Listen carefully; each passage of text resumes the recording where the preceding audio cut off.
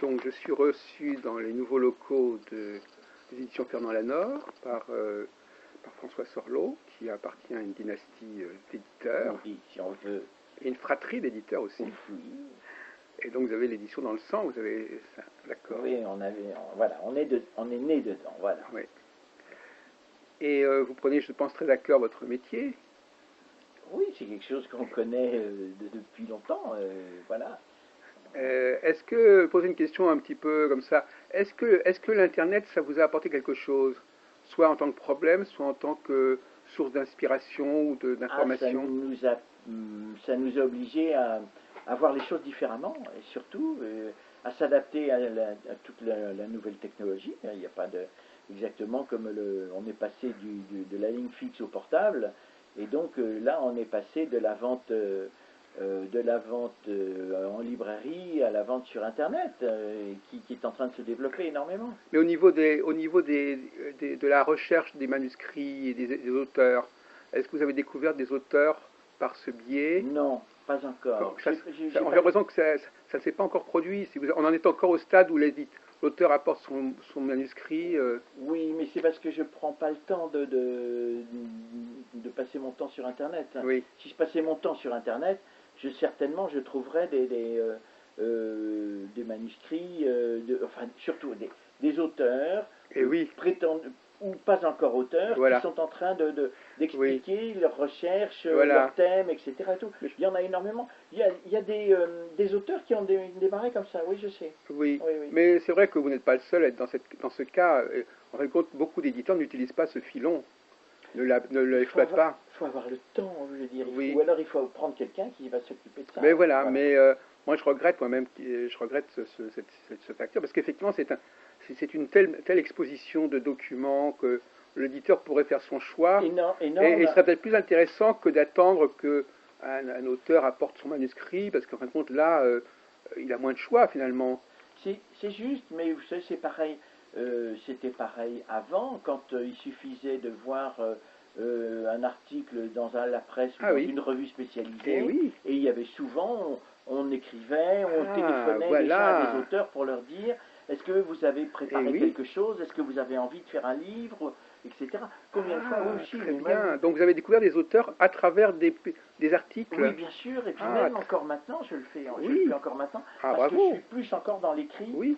et dans le papier, ou bien des auteurs ou bien un conférencier, et donc ça me permet d'aller discuter avec lui et de savoir Un si, conférencier aussi, bien sûr. et Un de savoir colloque, tout oui, ça. oui, bien sûr, Ah et de oui, savoir très si bien.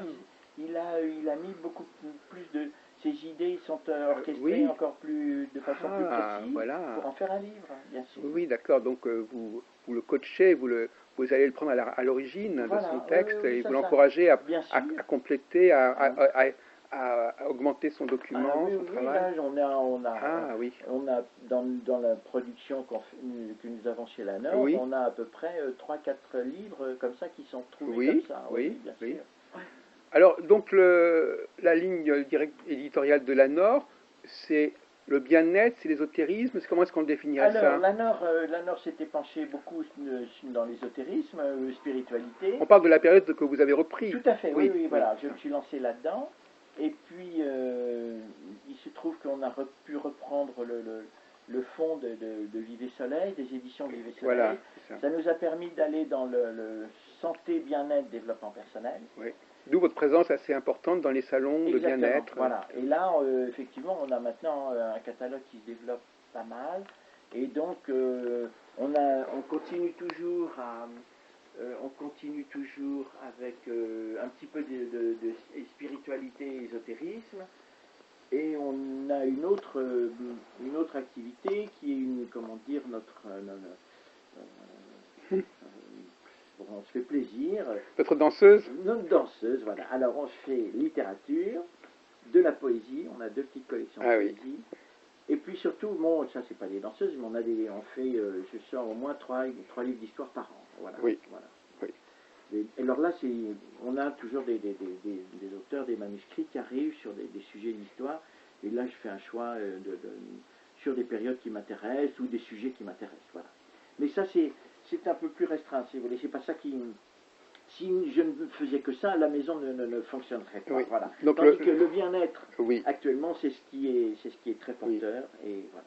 Alors justement, moi qui suis beaucoup dans le domaine de l'ésotérisme, les relations entre le bien-être et l'ésotérisme sont pas très évidentes finalement. Non, Parfois dans les salons de bien-être, on s'aperçoit que l'astrologie, le tarot est très marginal. Oui, Est-ce que vous expliquez, est-ce que vous avez réfléchi sur les difficultés d'intégration de l'astrologie, par exemple dans le champ du bien-être? Qu'est-ce qui coince? Non. Alors, l'astrologie a fonctionné très bien il y a 20 ans.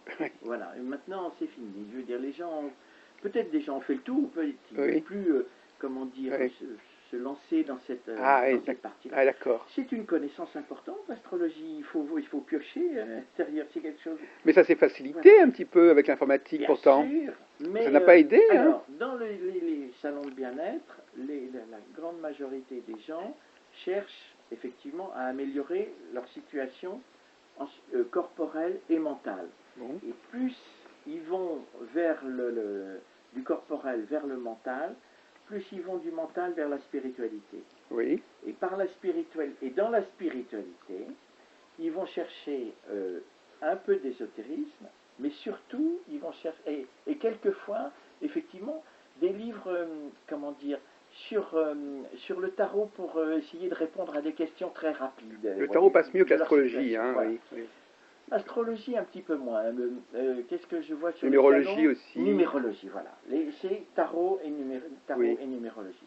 Mais c'est surtout, surtout spiritualité. Les anges, les questions de l'au-delà spirituel, ça tient encore. Et les gens s'orientent un petit peu, c'est un petit peu là-dedans. Voilà. Et donc, il y a quand même une sorte de ghettoisation, de marginalisation de l'astrologie et éventuellement de la voyance. Enfin, la voyance, il y a des salons aussi. Tout à fait, oui. C'est pas du tout la même chose. Oui. Voilà, c'est ça. Donc, il y a une démarque, il se démarque. Oui, il y a une démarche. Tous les gens qui sont attachés au santé, bien-être, développement personnel, comment dire, ils sont, je vais pas en faire de la politique. Non, mais c'est pas grave. Mais ils sont très attachés à cette parole de la santé et l'écologie.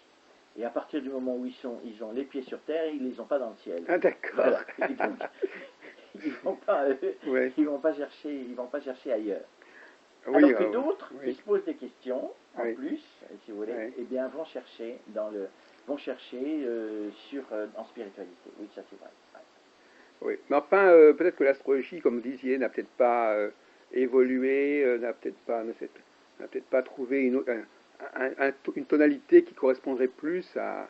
Parce que quand vous dites l'astrologie, on croit déjà qu'on sait ce que c'est que l'astrologie, mais en réalité, il y a une astrologie traditionnelle, mais il y a aussi des recherches en astrologie qui peuvent la rendre beaucoup plus accessible, avec des nouveaux modèles, des nouvelles grilles de lecture. Oui, exact. Et à ce moment-là, on pourrait reconsidérer son statut.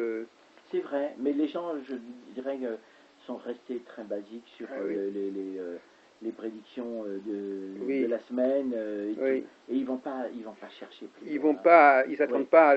Voilà, ils se sont figés une idée de l'astrologie et même si on leur propose autre chose, ils vont dire mais c'est comme ce que ils ont des idées, des préjugés, des idées arrêtées. Voilà, alors que alors que des gens qui vont faire, une sorte de séminaire, etc., et qui sont en contact avec quelqu'un qui va leur montrer ce que c'est que l'astrologie, là, effectivement, on s'aperçoit que des gens viennent chercher, s'interrogent, etc. Et tout. Là, c'est vrai. Je peux dire que j'ai des retours sur cette façon de procéder. C'est au cours de séminaires qui ont lieu. Par des passages, il y a des passerelles. Sûr, ils connaissent quelqu'un par un autre biais et cette personne leur dit mais vous savez je fais aussi ça. Exactement. Et là effectivement ces gens peuvent peut-être se trouver face à des gens qui pratiquent le tarot, qui pratiquent la numérologie et qui vont aller. Et à partir de ce moment-là, les gens vont choisir quelque chose sur lequel ils ont effectivement un peu plus d'intérêt ou qu'on leur a présenté quelque chose qui leur semble qui leur correspond. Alors vous, par exemple, en tant qu'éditeur, est-ce que vous êtes concerné par le phénomène des cartes? Vous savez qu'actuellement, il y a une grande... vous n'avez jamais publié de tarot ou de cartes... Je fais des livres, mais pas de cartes. s'il fallait que je me lance dans les cartes, Vous n'avez pas. Mais je pourrais, mais ça me semble c'est un autre domaine, quoi. Voilà. Oui, non, mais parce qu'effectivement, c'est vrai qu'on c'est très à la mode. Bien sûr, Et puis, alors, parce que c'est très facile. oui, voilà, c'est facile et chacun peut s'en servir de son côté. Voilà, On n'a pas besoin de dépendre Voilà, d'un exactement. praticien. Oui, tout à fait. Ouais, ouais. Exactement.